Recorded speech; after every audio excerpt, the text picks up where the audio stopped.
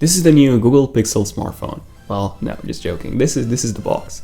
This is the new Google Pixel phone. Okay, so the well-known Google Nexus program is now unfortunately over, and this is the replacement. So the Google Pixel and the Google Pixel XL. And they both come with some really high-end specs, a much more premium build, especially on the smaller model, and they also come with a pretty premium price point. Now, a few weeks ago, I did a video on 20 things you need to know about a Google Pixel. So in case you haven't seen that video, it's a pretty interesting one, so definitely check it out, the link's in the description. So hey everyone, welcome to the Zen of Tech, I'm Daniel, and this is my unboxing and my initial review of the new Google Pixel phone, in this case, the Google Pixel XL. So I've been using this for the past 3 weeks now, actually more than 3 weeks, and here's everything that I think about the new Google Pixel XL so far.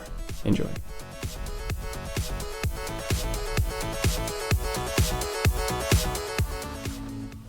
Okay, so taking a first look at the box, it reminds me a lot of the old HTC M8 and M9 boxes since it has this really flat profile. So on the front we have an image of the Pixel XL Pixel phone by Google. This is the black one, sorry, the quite black one. There's also a very silver one and also that rare really blue model. Yeah, this is how they're actually called. Then we have a Google logo on the left hand side, and on the right hand side we get some highlighted features such as the Google Assistant, Google Cast, and Daydream VR. There's nothing on the back or the top, and finally on the bottom we get the model, so Pixel XL 5.5 inches along with the capacity, which in my case is the baseline 32GB model. Okay, so let's slide the box open, and as you can see, the inside of this sleeve is black. And this is color matched to the device you have, so if I had a silver or a blue Pixel, the inside would actually be silver or blue.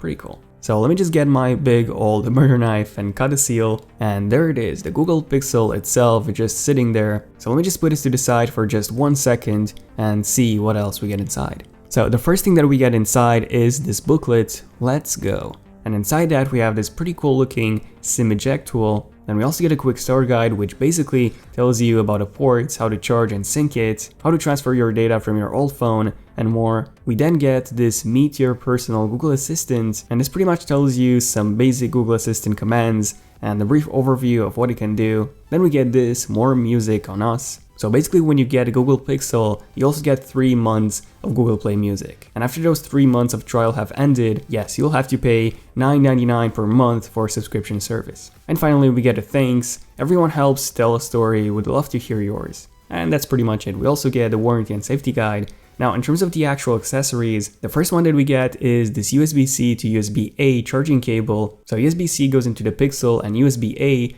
goes into the computer or a charger. Not a charger that the Pixel comes with, by the way, because that's USB-C. Now a pretty cool thing about this cable is the clip here. This actually helps you keep it nice and tidy. Then we also get this tiny thing, so this is actually a USB-A to USB-C adapter, so you use this in case you want to connect a USB drive to your Google Pixel. Or you can use this when you want to transfer data from another phone, like an iPhone for example. So yeah, it's really convenient that they're actually including this in the box. And then we have this secondary box section, and inside that we have 2 more things, a USB-C to USB-C charging cable. So this is the cable that you use to connect to the charger or connect it to a USB-C equipped computer. And finally, the last thing that we get inside is this power adapter, which does have, as I mentioned before, a USB-C port. Oh, and just a quick note, if you get the Google Pixel in blue, this power adapter will also be blue instead of black here. Now this is everything that we get inside the box, so as you can see, unfortunately we do not get any headphones at all, and this is really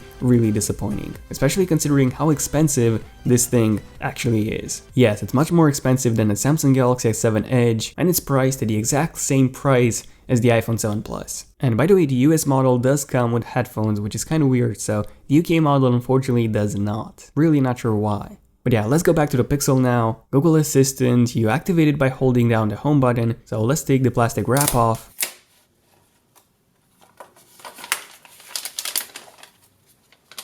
And here it is, the Google Pixel XL. And I have to say, first impressions when holding this in hands, it feels great. So let me just set it up for the first time. And yeah, there you go, the Google Pixel is now fully usable. Okay, so I've been using my Google Pixel XL as my daily driver on the Android side alongside the iPhone 7 Plus. So the Google Pixel XL has now replaced my S7 Edge as my daily driver, my daily Android driver. And here are just a few things that I really wanted to point out. Okay, so starting off with the design, yeah, in terms of the design, I do have to agree this thing looks kind of weird. So when you take a look at the Google Pixel, yes, the build quality is just outstanding. It's really good. It's definitely comparable to something like an S7 Edge or the iPhone 7. However, when it comes to the actual design, well, you can probably tell that the Google Pixel isn't the prettiest phone built. Let me know in the comments, in terms of the design, which one of these three phones do you prefer? Pixel XL, S7 Edge, or the iPhone 7 Plus? Now, even though the Google Pixel, at least in my opinion, doesn't have the best design, holding this in hand, it definitely feels amazing. So it actually feels much better than the S7 Edge, and that's because, well, the S7 Edge has this very thin edge here, so there's almost nothing that you can hold it by, so to say, or even when you compare it to the iPhone 7, because, well, the iPhone 7 is really thin. So in terms of how the Google Pixel feels in the hand, it actually feels really good, and I wasn't expecting this. Now, also in terms of the design, you can probably tell that on the front we have these really large bezels. Yeah, these two things are huge. So comparing this to the Samsung Galaxy S7 Edge, look at how much smaller the S7 Edge is when compared to the Google Pixel XL. And keep in mind that they both have the exact same 5.5 inches display size, but when you compare this to the iPhone 7 Plus, the Pixel XL is actually smaller. So from the press images at least, those bezels looked huge, even larger than the ones on the iPhone. However, in reality, the iPhone 7 Plus actually has larger bezels than the Pixel XL. Now, one thing to keep in mind is that on the Pixel, you do have the on-screen buttons, which make the bezel feel a lot bigger than it actually is. So even though this is a 5.5 inches device, I have to say, for me personally, it doesn't really feel like one. I mean, yes, the bar does go away when you're watching video or when you're playing a game, but for most of the time, it's actually going to stay there at the bottom of the display. And because of that, the phone, the Pixel XL, feels like a 5.3 or 5.2 inches device rather than a 5.5 inch one. Now, speaking of large bezels, since you have the capacitive buttons, well, you have no home button on the bezel, on the bottom bezel, so it's essentially a dead, non-functional part of the phone. And in case you're wondering if the Pixel has a fingerprint reader, it does have one, and it's actually on the back. And at first, I didn't really like this at all, and that's because, for example, if the Pixel's resting on the table, you have to lift it and then reach for the fingerprint reader on the back in order to unlock it.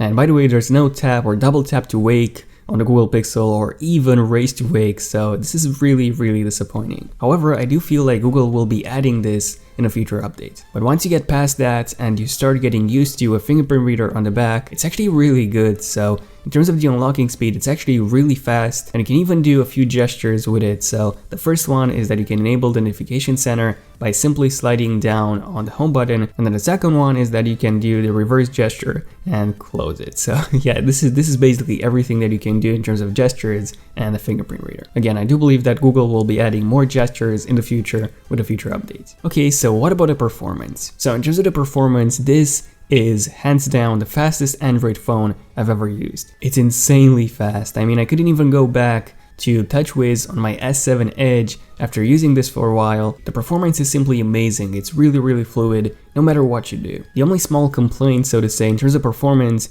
is that some apps and some games do take a bit longer to load than something like an S7 Edge. And that's most likely because they have yet to be optimized for Android N or Android 7.0. And actually the Pixel is actually running Android 7.1, by the way. Okay, so what about a camera? Well, the camera is also incredible. The camera is incredible because, well, HDR Plus is always on by default. So you always get these really nice looking HDR processed images, and yes, some of the photos do look like straight out of Photoshop, but I personally really like that. And that's because I do edit some of my photos taken with my iPhone, just because some of them feel really dull and colorless. So in the end, the Pixel basically does this automatically for you. And because of this HDR Plus processing, the highlights are almost never blown out. And overall, this is the best smartphone camera in daylight out there. And I'll have a more detailed video on the camera soon, so definitely feel free to subscribe if you want to see that as soon as it comes out. Okay, so what about some special exclusive features? So there's actually quite a few of them. The first one being this new Google Assistant, which basically replaces Google Now, and this is currently exclusive to the Google Pixel and the Google Pixel XL. And the Google Assistant basically acts just like Siri on the iPhone would,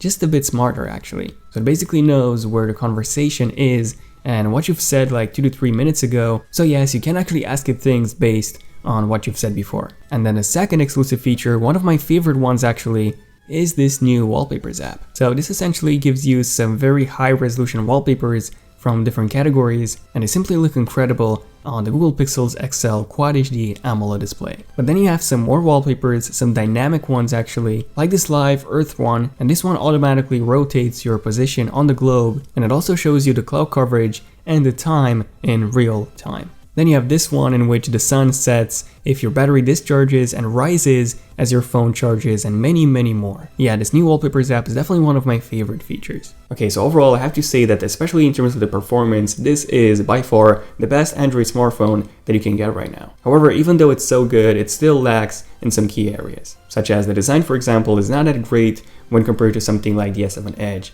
And yeah, you still have those large bezels, and then it doesn't have water resistance like the S7 Edge and the iPhone 7. You also don't have microSD card expansion like the S7, although that's not really an issue since with the Google Pixel, you do get unlimited cloud storage in Google Photos for photos and videos at full resolution now. And then you have a couple of things, such as the display is now smaller than on the Nexus 6P, so you have a 5.5 inches display versus 5.7, but at the same time the bezels themselves are actually larger than on the Nexus 6P. Then no capacitive buttons on that large button bezel, no headphones in the box, at least in the UK, no dual speakers like the Nexus 6P had, and a very high price point, the same price point as the iPhone 7 Plus and the S7 Edge. Actually, the S7 Edge is now cheaper, actually much cheaper than the Google Pixel XL. But yeah, leaving all that aside, a huge price point, the design, the lack of features such as wireless charging and so on, this phone still has the best performance for an Android phone and also one of the best smartphone cameras in any smartphone. I'll be testing this for a few more weeks and then I'll give you my full in-depth review. So in case you want to see that as soon as it comes out, then definitely feel free to subscribe.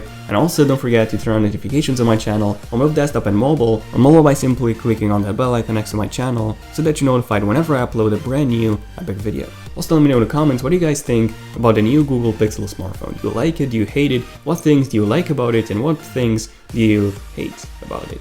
If you have enjoyed this video, feel free to give it a like to let me know, and also let me know in the comments if you were epic enough to make it to the end of this video. But yeah, other than that, thank you for watching this video. I'm Daniel, and I'll see you guys in my next one. Zenoftak, signing out. Cheers.